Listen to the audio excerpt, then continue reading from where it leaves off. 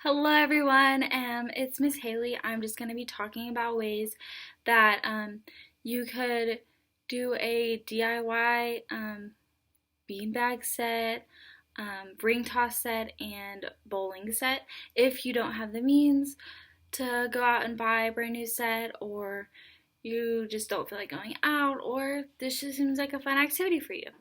So the first one we're going to work on is the beanbags. So if you don't have beanbags, which I actually don't have, you could take a sock and beans, beads of any sort, or if you have candy corn, I have some leftover candy corn from Halloween that no one will be eating. You can just take a handful and you just place it into the sock. Depending on how big your sock is, probably about 2 handfuls, and then you can just tie that off. Maybe tie it off, and bam, you have a beanbag that you can use for tossing. The next thing and for the beanbag tossing, you just make your own beanbag, or if you have your own beanbag, and then if you have a goal for the beanbags, that's perfectly fine. But you can also just get like a bucket or a bowl or a plate or anything that would work out for your students to be able to have a goal in mind whenever they are throwing their beanbag. And so you can just, oh, I missed, but you get the point.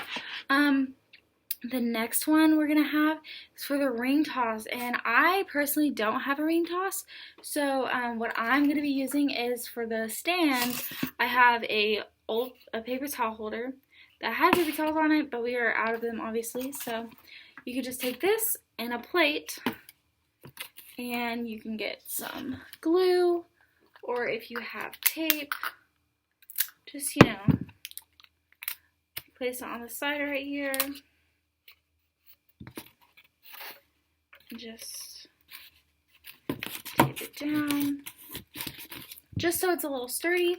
Some other options maybe if you have like a soy sauce bottle or like a ketchup bottle that's small. Those are also very good options if you don't feel like creating something, and you could just put those right back afterwards. That also works. So I'm just making this really quick. You could just have a stand for your rings to be thrown on. And of course, if you feel like it, you can have your student decorate this any way that they want, or you can just leave it how it is. As for the rings, you're just going to need some scissors and a paper plate, and you can just fold it a little bit and cut. So you're going to cut.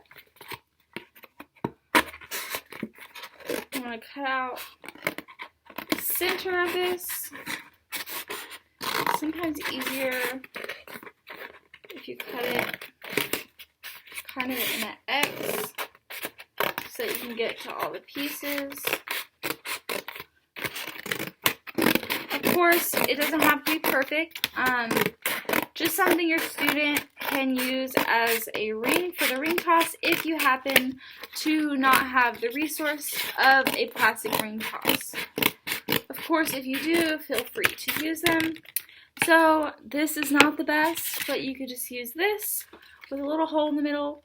And if you have just the non-colored ones, you could also have your student decorate those, and that would be a fun idea. And you could just have them toss it from a good distance away and try to make it over the ring.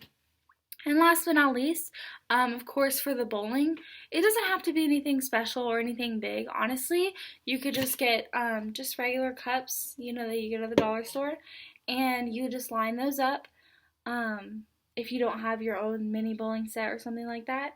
And a ball, like a small ball, would actually work with this, or even maybe a balloon that's doesn't have helium in it. That would also do. Just get creative. Find fun ways that that your student can help you with, or just ways that they'll be able to interact with this activity without you having to go spend any big bucks.